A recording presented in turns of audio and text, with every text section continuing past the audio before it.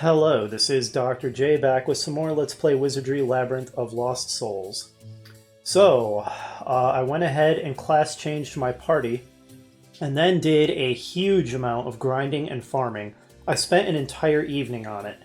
And grinding and farming is not my thing. I don't find it especially enjoyable, so if after all the effort I put in, this is not enough for my party to be able to progress in the game, I'm going to be rather cross. So I note that the game has a sort of a vertical wall. The difficulty ramps up very progressively in a smooth manner, right up until the point where you hit the 9th floor in both of the main dungeons, Sheen and Trials. Both of those just seem to become way more difficult than the floors before them. And floor 1 of the deep levels is about equal in difficulty. So you kind of just suddenly reach a point where your party is way too weak and gets destroyed. Because I 100%ed every single floor up to that point and completed every single quest that was feasible to complete. So I basically did all of the content up to that point and still reach a point where I get totally stomped. So it feels like that is a wall where the game forces you to go back and grind. Just an observation, as long as the grinding I did was adequate, then all is well, but we'll see. So let me summarize. Rakia is now a samurai. Radhar has had a bit of a trip. We'll talk about him in a moment. Ridge is now a lord. Izumi is still a ninja. She's the only character who is not class changed at all. Cecily is now a mage, Valrus is now a bishop. I also managed to get some pretty good gear in my grinding. Oops, not item shop. Good grief. Item. Let me summarize. So I found a Bushido blade for Rakia. This is not as good as the Odin sword, but it's pretty solid. So she does more damage now. I don't think the alias helms were new. I think I already had those, but just in case not, all my frontliners now have alias helms. I'll come back to Radar.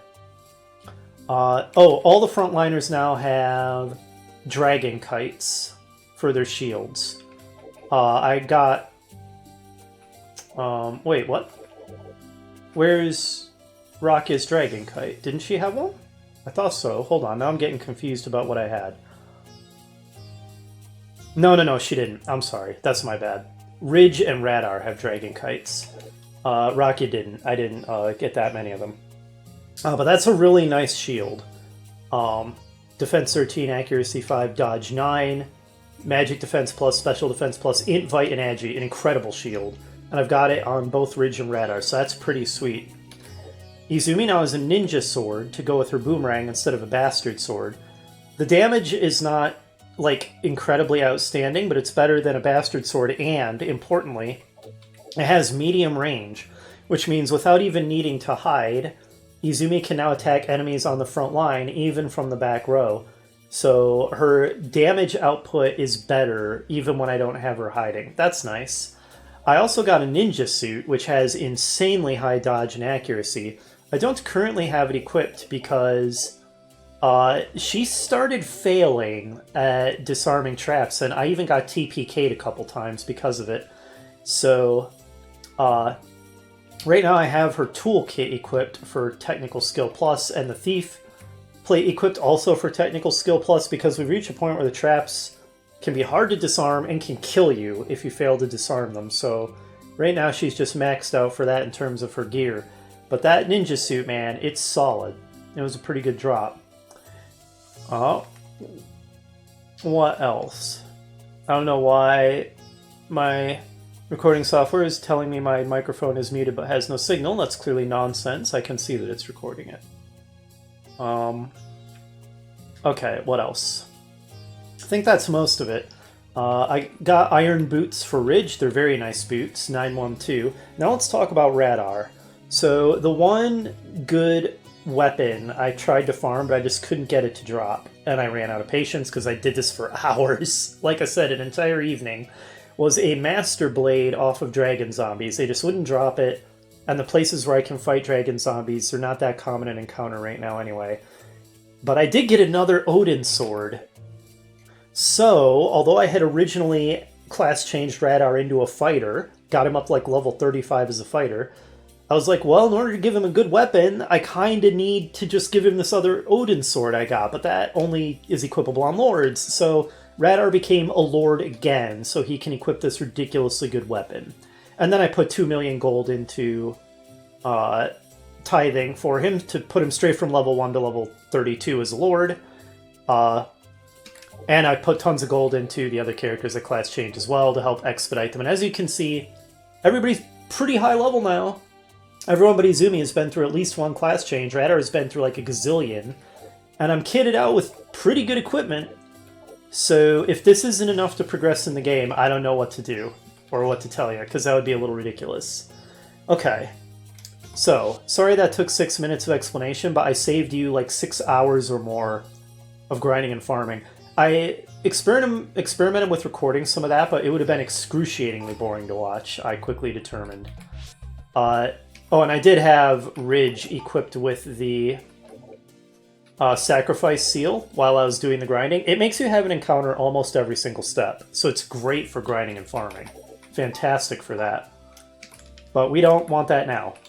In no way, shape, or form do we want that now, because now we're ready to actually try to make progress again.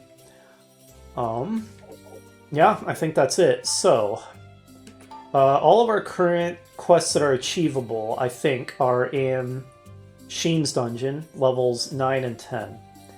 So we're going to go there. If we get stomped, we'll attempt Trials 9 and see if that's easier for some more grinding. And if that stomps us, we'll try Deep Levels 1.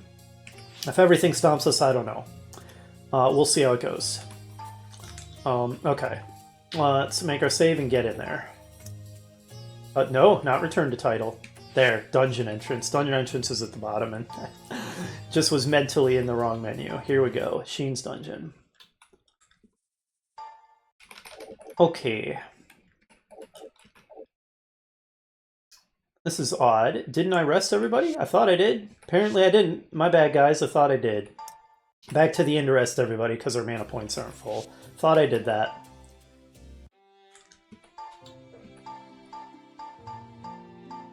Sure takes a lot of XP to level up when you're this high level. There, now we're rested. Save one more time.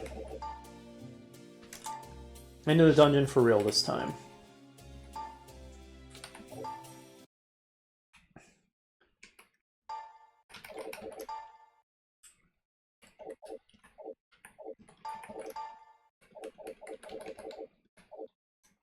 Okay, down to level 9.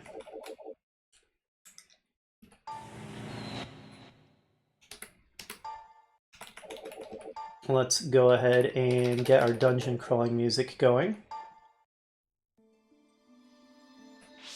And get our buffs on. This is the moment of truth. Will the fact that Radar and Ridge both have weapons that do insane damage, Rocky and Izumi have weapons that do a reasonable amount of damage, that we found a variety of good defensive gear, and that we're all way higher level and class changed, will that be enough? I hope so.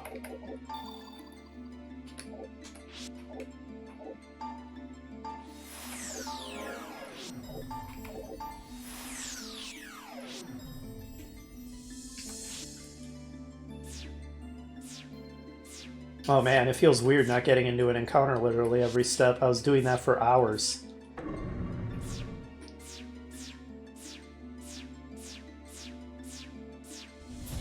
Okay, here we go. Moment of truth. Just a couple of chimeras. I don't think these are the intimidating enemies anyway.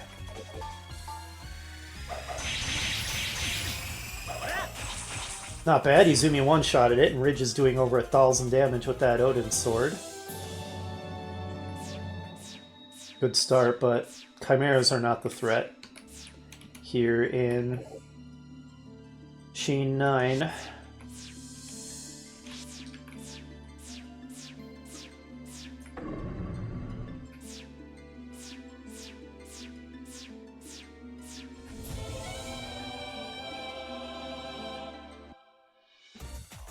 Couple chimeras again.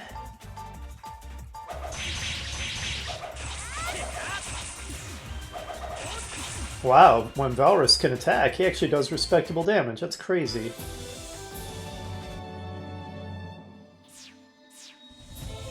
Okay, encounter rate. Living armors. We can handle these. We haven't encountered any of the really threatening enemies yet. So this is not a good test of our party's new power level. Plate. Don't think that's going to be anything exciting.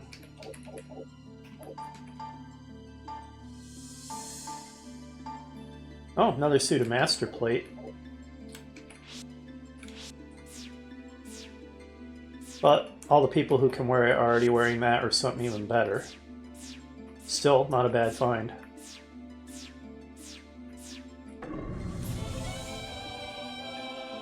Now this is a threatening encounter. Okay, so Leaper, I'm pretty sure, is a mistranslation. Because look at those things, with their size and everything. That's almost certainly supposed to be Reaper, because Japanese does not distinguish between L and R sounds. And Vampire Ladies, definitely a scary fight. I don't even know which of these things is the more intimidating.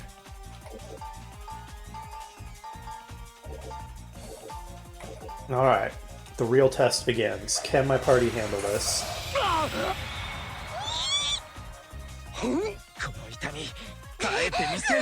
Not a good start. Not a good start at all. Not even close to a good start. They're getting initiative on us to a ridiculous degree. Like, they're just acting before any of us. Okay. Well, that's one Reaper down. Another Reaper down. Yeah, bad start. This isn't promising.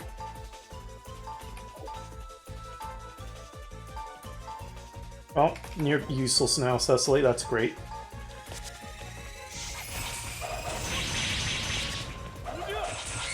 Okay. Nobody died, so that's good. By the way, the experience here is a joke for the difficulty of the things you fight. You can get this much experience per fight several floors up fighting stuff not even close to this strong. So it's a joke. This would be a terrible place to grind. Does this... Finally restoring battered, bruised, and damaged bodies to their natural state without leaving so much as a scar. Alright, it just restores hit points. Sometimes I wish it just told you what it did instead of using all the flowery language. Okay. Purifying Aura is the one that would... That's the full party status cure. Let's use a couple Divine Healings. I do not see a lower level spell to get rid of fear.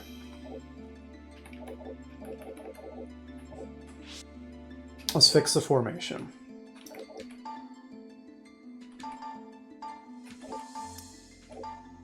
Oh yeah, you may notice the formation's different. I have it set by class and not character. So Valrus and Cecily switched places. Now that Rock gets the samurai, she's in the front. Because otherwise my muscle memory would have been all messed up. So honestly, we didn't take that much damage.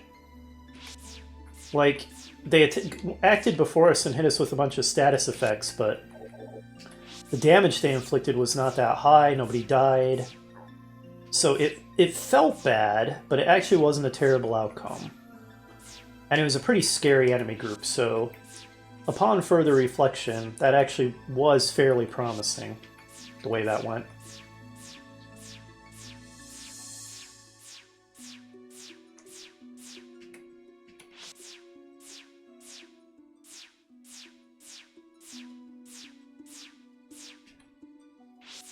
Very windy path. Black Dragon. That's a new fella.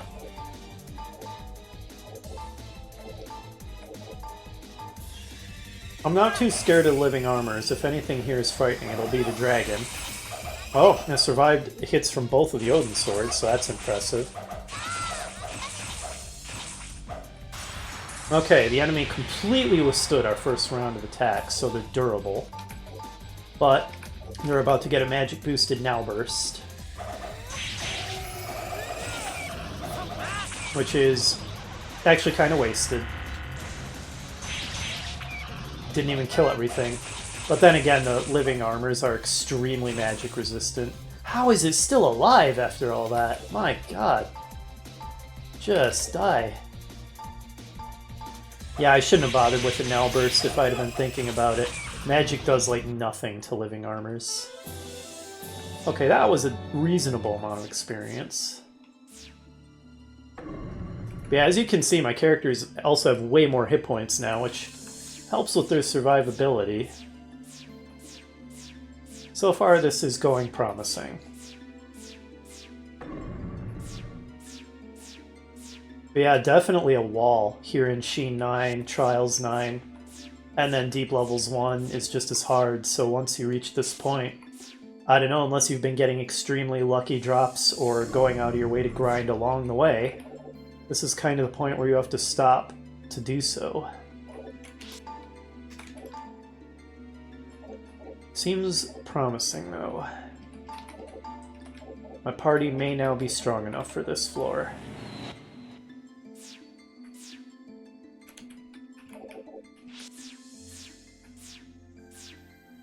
Oh, immersive mode. There we go. I really do think it's kind of more immersive this way, and it really helps with my peripheral vision, too. I can see off to my sides quite a bit better without the character portraits. Don't get me wrong, I like the character portraits. The art is gorgeous. Cecily especially. But they are kind of in the way of seeing off to the side while doing the dungeon crawling. That's not like we don't get to see a lot of them.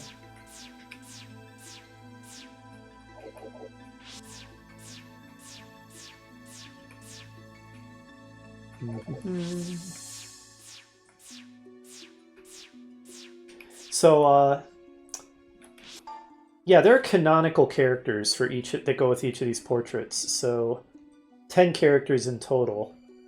Most of them I don't remember / know what their names are, but the actual canonical name for the male human is Chris, and the actual canonical name for the female elf is Lind.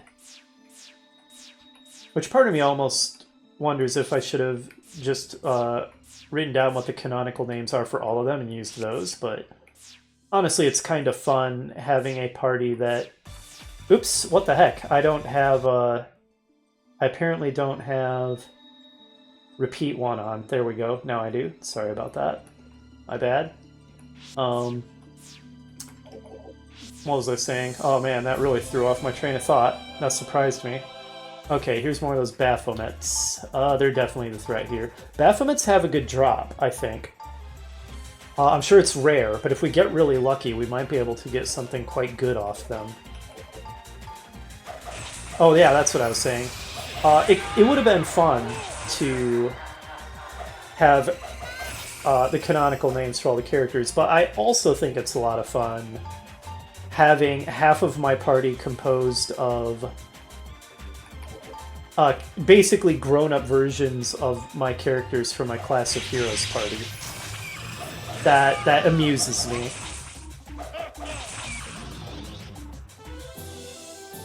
Ridge and Cecily just about really could be like grown-up adventure versions of their Class of Heroes incarnations. Radar just is so different that that one a bit less so. Because the dwarves in Class of Heroes are almost more like kobolds, so like little canine dudes. It's weird. They're not really what you think of as standard fantasy dwarves at all. Oh, this is an intimidating group. I think the Baphomets are the nastiest. I think so. So try to take them down.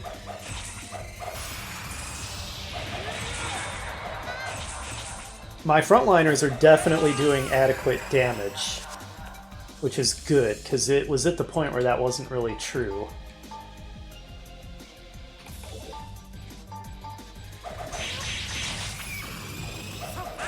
Okay, good. This is going really promising, yeah. Oh, encounter rate, please. Oh, it's the Legion horror show. Okay, it's called Arkenbold. It's Legion to me, because I play Castlevania. I really do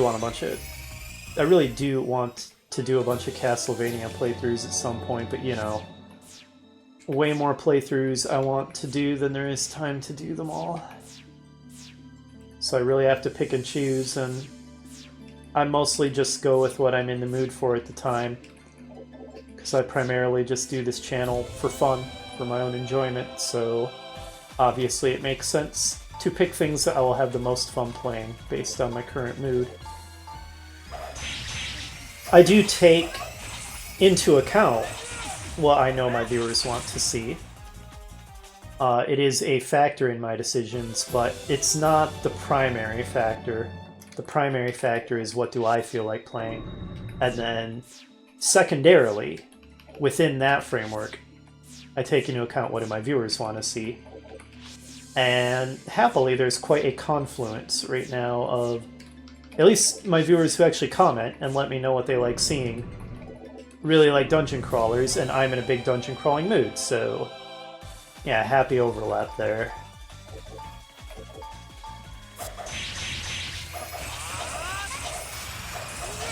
Okay, got him. Our Odin swords saved the day. Oh, a gold chest. Alert. I assume that would call enemies? Okay, good. All that T skill plus... Really? A gold chest just has a scroll? So even a gold chest, which as far as I know might be the best... I don't know if there's like a platinum chest or something that's even better. Oh, okay, that actually did have something good in it. Deep Dungeon 4 to 6. Wait, and that's called low? I would have thought that was called mid. And then low would be 7 to 9. That's odd. Maybe it's just mislabeled? Weird, though. Anyway, I'll save that. That's a pretty good find. It will come in handy for us whenever we decide to do the Deep Dungeon. Boy, I'm just kind of reflecting on how my actions are going to make this a much smoother viewing experience. Because we hit floor 9, it was a huge wall. And then I did grinding and farming for hours off screen to be able to make my party able to handle it. So that in the very next video we can just pick up and continue where we left off. Okay, good fight. Good fight, Vampire Lady. And trust me, oh my gosh, the grinding would have been excruciating to watch. Like, I was just listening to music and podcasts while I did it. But I just slapped that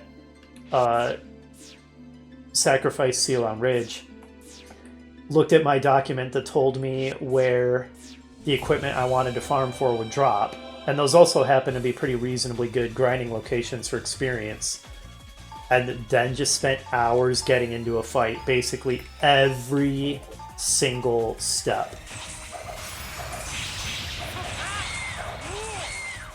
I'm sure there's a viewer out there who would have found that entertaining, but dear viewer, you are probably in the minority. I think most people would not enjoy watching that.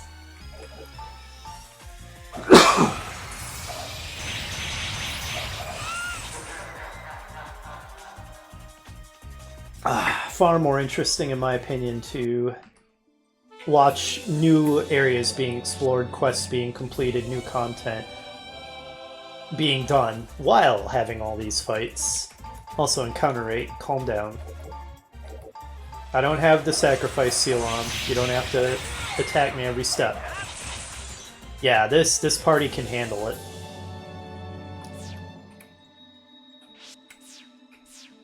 So, this is a slightly more serious criticism I can level at the game than some of the more nitpicky ones that I've had in the past. Oh, these guys are new. A pair of demon lords. This is pretty scary. Do what you can, team. This is a real test. If we can handle a pair of demon lords, we're solid, I think. Yeah, look at that. That Bushido blade, I feel like, isn't as good in reality as it looks on paper. Don't get me wrong, it's not bad. It does allow Rakia to contribute meaningfully to the fights, which is far from useless. But compare what it does to that pair of Odin blades, it's just not up there. Oh, good level. Savable level. But, yeah, a more serious criticism I can level at this game is, sure, Doing intelligent class changes and grinding helps, for sure. And you also get a lot of gold and items you can sell for a lot of gold as you grind, which you can then tithe, which further accelerates the level gain, and it certainly matters. I'm not going to say it doesn't matter. But I feel like, if anything, the even bigger factor than that in your party staying viable as you get into the later parts of the game is just good gear drops. Like, these two Odin swords are absolutely key to my party being as effective as it is right now. Because it makes Ridge and Radar into absolute killing machines who can do over 1,000 damage to some enemies with every hit. And that's just such a big part of why we're handling this so well. So what if I hadn't gotten those drops? I'd be in a world of hurt. What if they were still using Dragon Slayers or something, or some other really weak weapon? Even with all the grinding I've done, our party would just not be nearly as effective. And I do think it's a flaw when having the right gear drops is such a critical component of having an effective party. Because the game itself doesn't even help you with knowing how to farm for gear. Like, as far as I can tell, the bestiary doesn't tell you what treasures enemies drop. Goddess's Judgment, that's intimidating. So, you kind of, if you're not using a guide, just have to rely on pure luck to even get the good drops, because you don't know where they're going to be. Oh, Death Knife. So that's a really interesting weapon. And it's one of the things that I kind of considered grinding for, but you see the problem. It reduces all of your stats by 1, and that's terrible. But, as terrible as that is, Special Effect Plus, Special Defense Plus, 52 to 122 damage times 4. Like, that's not bad. That's not bad.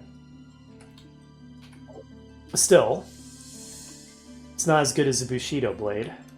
So, I could consider putting it on Izumi. It might not be a terrible weapon for her if she was a frontliner. But because the ninja sword has medium range and can hit things from the back line, even without hiding, that makes that the better weapon, in my opinion. Still, I'm going to save that, and I might not even sell that thing. Because I can imagine scenarios where I might actually want to equip that on somebody despite the massive stat loss. It's an interesting weapon. If not for all the fact that it reduces all your stats by 1, it would be a really solid piece of gear, actually. Now let's continue exploring from here. Or from here, maybe. But yeah, being so dependent on good gear drops to keep your party effective when the game itself does a poor to non-existent job of helping you know how to farm the gear, I think that's a design flaw, and maybe one of my biggest criticisms about this game. Alright, we enter the darkness. Now, fortunately, that information is available online. People have compiled what monsters drop what items, where to find them, and I'm referencing such a document, which is a huge help. Just an enormous help. Honestly, it feels borderline mandatory using a document like that to be able to play this game effectively. And when that's the case, I kind of refer to that as wiki games, by which I mean, even if it's not literally a wiki, I just mean wiki in the sense of any sort of guide. But basically, it's that in order to be able to play the game well, you have to look it up in a wiki, because you don't stand a chance of knowing all the mechanics well enough just playing it normally, unless you devote ungodly amounts of time to it. To my mind, one of the quintessential wiki games, one of the earliest ones I ran into is NetHack, where if you... And it's an interesting thing to consider, because in a way it kind of provides you with an interesting puzzle. If you have huge amounts of time to devote to figuring out all the game's weird mechanics and stuff. So it's not just purely a bad thing, and to some people it's a great thing. Some people love it. But if you're more of a gamer like me, where you want the game to explain itself reasonably well, or be self-explanatory, like it can either have good tutorials, or the mechanics can just be really intuitive, or whatever, to where you can just kind of, a reasonably intelligent player can just kind of figure things out and be able to complete the game and not have to look a bunch of stuff up or devote half of their life to unraveling the opaque mechanics. That's just my subjective opinion. I'm not saying there's anything objective about it, but to the extent that something has characteristics of a wiki game, I consider that a downside. And although there's things that are far greater wiki games than this one, at least in terms of looking up where to farm for good items that at some point you're just going to need to be able to proceed, this sort of has some characteristics of a wiki game. But anyway, I've beaten that horse to a bloody dead pulp, so let's move on to another subject. And by the way, it doesn't stop this from still being a good game. It's just a downside. But, you know, just find the document that tells you where the good item drops are, farm for them a bit, get them, move on. A sling. So those Ries, those were very interesting looking creatures. They were almost like incorporeal liches or something. We'll have to look them up in the bestiary. Oh, we got anti-magic. Thankfully.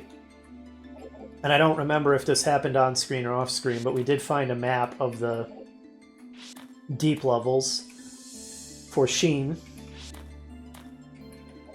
So all the anti-magic is not killing my ability to bring up the map. And thankfully they are not yet shock tiling us constantly in between the anti-magic zones. Though I'm always worried they're about to, so let's turn levitation back on. And maybe get these buffs on. Oh, by the way, it is definitely the case that the spells these half-casters get are fixed, because look at this, it's identical between Ridge and Radar, so it's not random, for sure. So if you're a samurai or a lord, the wizard or priest spells you get, and you only get half of them, they're just fixed. They're not randomly chosen. So there's no point in like trying to reload levels to get different spells if you don't like the spells you got. Too bad. Those are the ones you're always going to get. Just a thing to know.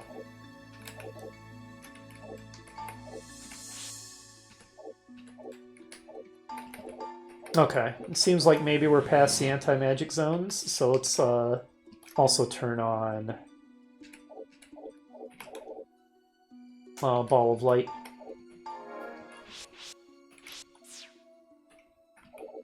A spinner. Can definitely see better with light on. It helps.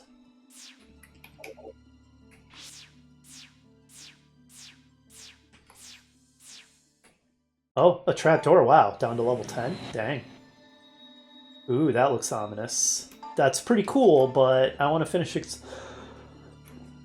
excuse me. I want to finish exploring level 9 first.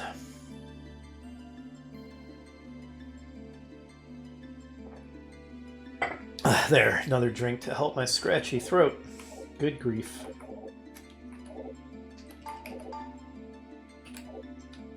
Where to explore from next? Maybe... maybe... here.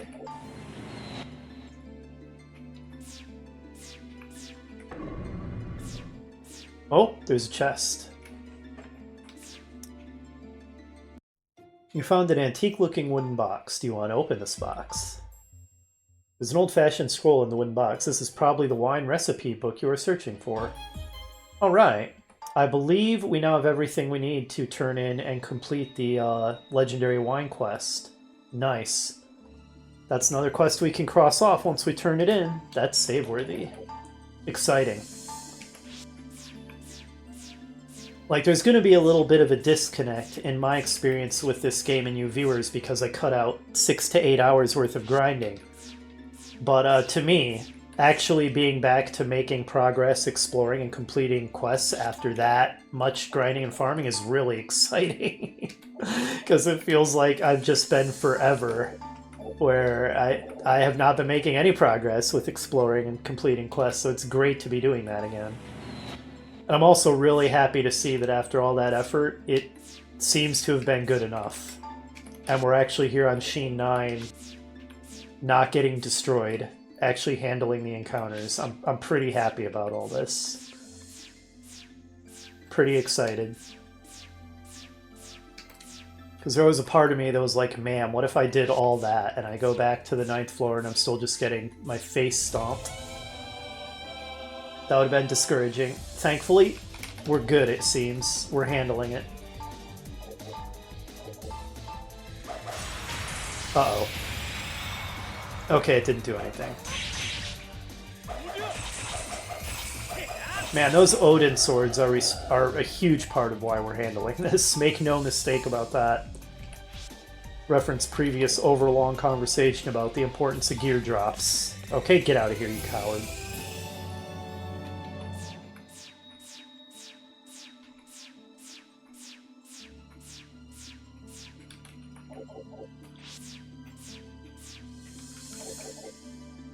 Alright, we're making good progress on this. I think we can actually 100% this floor this episode, which is surprising to me. We had explored almost none of it before. So we're almost just doing the whole floor in one video. Though, we haven't done the whole thing yet, so let's not be premature, I suppose. Also, one downside of having done so much power leveling... Oops. It's not a huge downside, but it's a downside that exists, is the trick of restoring our mana points with level ups doesn't work as well now because our level ups take forever to get. Now that we're so high level. Well, we're in the 30s. It's not too insanely high, but there's a very sharp diminishing returns with the XP curve, so it's high enough that yeah, we're not going to be able to rely over much on regaining MP through level ups. Once Cecily and Valrus are out of free warps, we might have to go back to town to rest, but that's not a big deal. Only takes moments.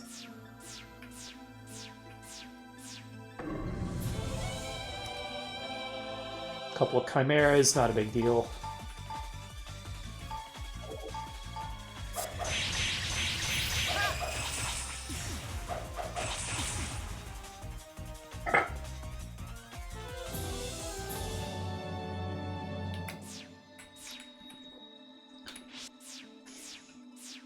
Well, a lot of teleporters. It's a good thing we have these warps, or the teleporters would make exploring this a real pain.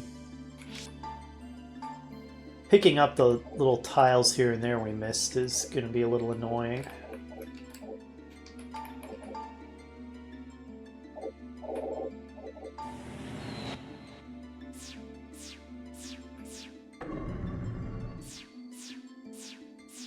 Good grief, the number of warps is... Wow, that would have teleported us right onto the treasure chest. Yeah, look at this. All these little one-tile areas we're going to have to pick up. Let's see if we can go a little longer here before we get warped somewhere. Looks like it'll be a winding corridor. Okay, dead-ended. Good grief. Free warp. I tell you, man, candidate for best spell in the game. Resurrection is another top tier, Now Burst is another one. Honestly, if you just had the warp, the quick escape, some healing spells, obviously, and Now Burst, I think that pretty much covers the important stuff. Tell you what, speaking of Now Burst, go ahead and throw one out, Rakia. This is a fairly intimidating encounter, I think.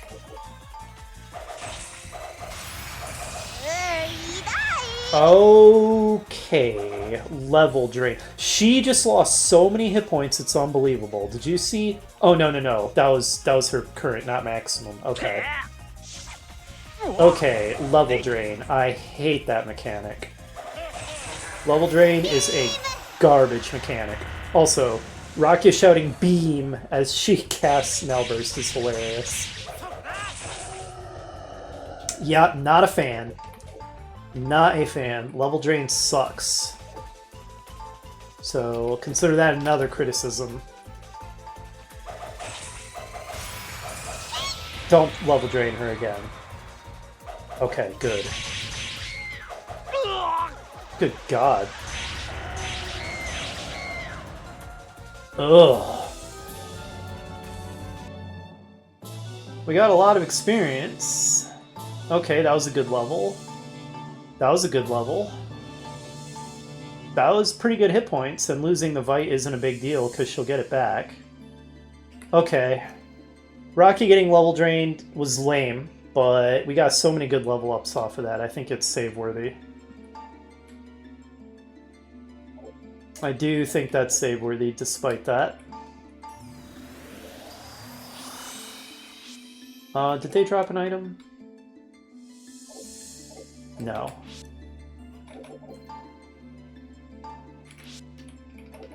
And, you know, if the level drain mechanic is part of the game, then we'll deal with it. It's one of those things where if, like, my whole party got severely level drained, that would just be a reload. I'd be like, nah, screw that. But if it's just occasionally a character gets level drained here and there, then I'll put up with it, even though it's annoying. But the game would just take even longer to complete if I reloaded every single time that happened, if we're going to start encountering enemies that have that as a common mechanic.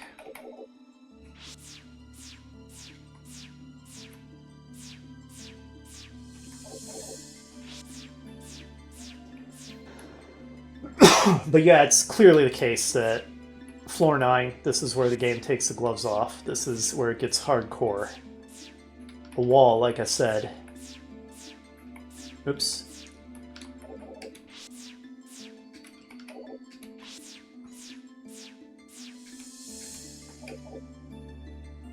Okay. Yeah, we've almost 100%ed this now.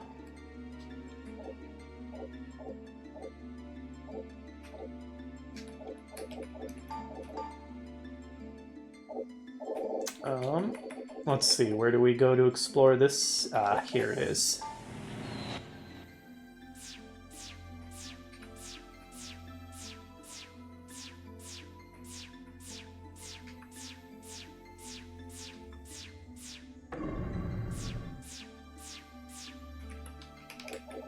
Okay, that was quick. Well, let's grab the rest of it. Very successful expedition, I'm quite pleased. We're not so strong that the enemies here are a cakewalk by any means, but we can handle them. And that is all I asked for. Okay, now we have a lot of warping to do to get these little remaining 1 and 2 tile areas that we missed. It's purely for the sake of 100%ing. But we're so close, we might as well. We have the warps to spare. Yep, there's that little bit.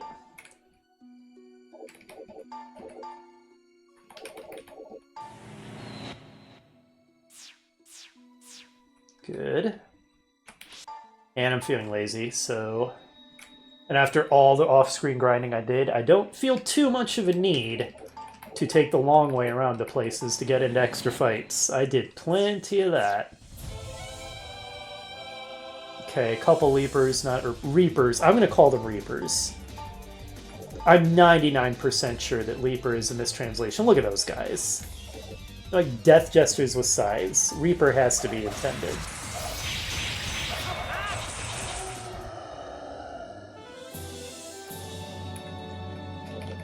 Okay, 2 areas to go. This one, and then the other portcullis we opened.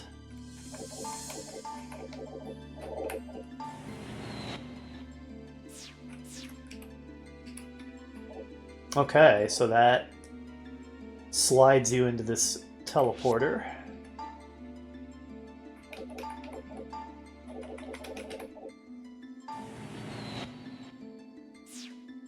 And here's the elevator. Floor 9 map complete! Look at us go! That was so successful. Awesome. Let's return to town and turn in their quest, sell some stuff. Called an episode.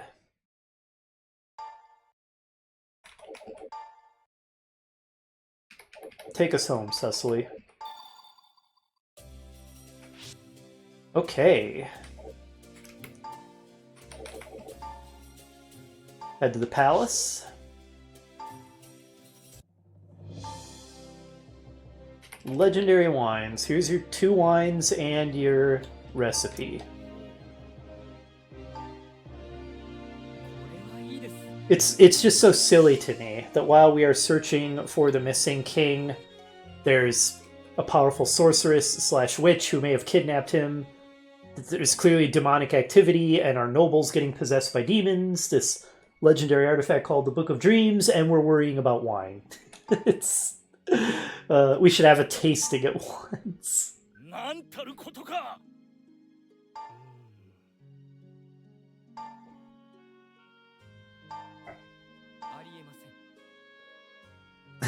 Yeah, that's not surprising after so long. Yep. Haven't I gotten the rest? 10,000 G. So are we done? Okay, we have to do this multiple times because we got multiple wines. Okay.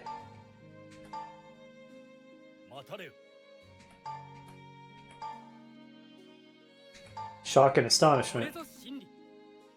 Oh, how did that survive? If the other one turned to vinegar.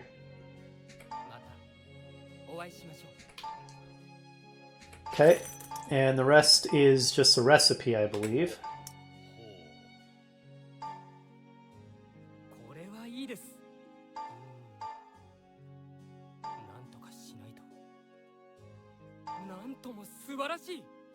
He's real excited about it.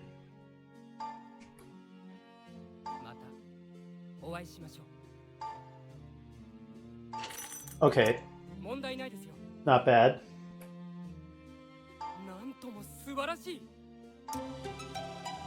We did it. Awesome.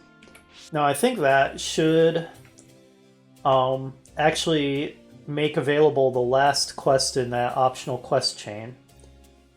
And if so, we'll probably activate it by going to the guild. Oh, this is promising.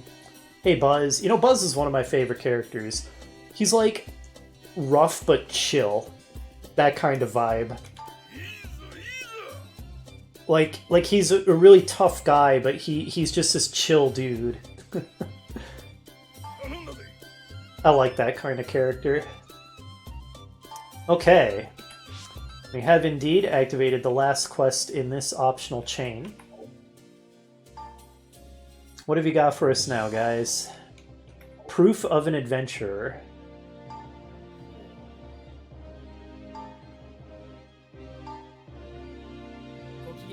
Gokigenyo. Deemed worthy to undergo the trials. The Proving Grounds. At the bottom of the Dungeon of Trials is a stone carved with the royal seal. You must retrieve this royal mark and bring it here. That's it. Well, we've made it to level 8. We only have 2 levels to go in Trials. Upon bringing it back, you'll be declared true adventurers in the service of the kingdom. Awesome. Okay, let's... actually, hold on. Before we sell stuff... Nope, not temple. That was my bad. Guild. Any good trades going on? I've gone through quite a few trades. None of these are interesting. Okay. They never are, really. I don't know why I even bother completing any of them to cycle through them. I think maybe once I actually got something I really wanted out of it. Wow, the Death Knife is worth a lot. Holy smokes. I don't think I'm going to sell it. How much gold do I have right now? No, no, no, no, no, no, no, no. Cancel. Good lord. There, that's what I was trying to do. 1,692,000. At one point I had over 3 million, but I put a ton into getting Radar back up to a high level after I class changed him from fighter back into Lord. Man, that guy changes careers a lot. Okay, we're gonna hang on to that Death Knife. We already have some Thief Plate. Everyone who can wear the Master Plate is already wearing that, or better. Right? The Holy Armor, yeah, is just better.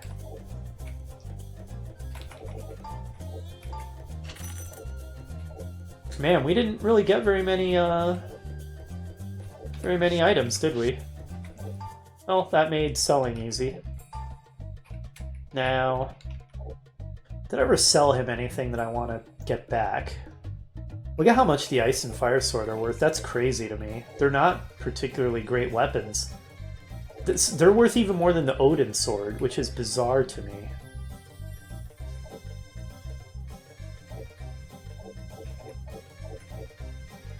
But no, I don't particularly want any of this, so cool. How's everyone's hit points? Full.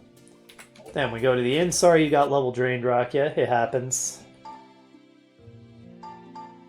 So, right now we have kind of 3 major things on our agenda. Complete the main story quest, which awaits us on level 10 of Sheen's Dungeon.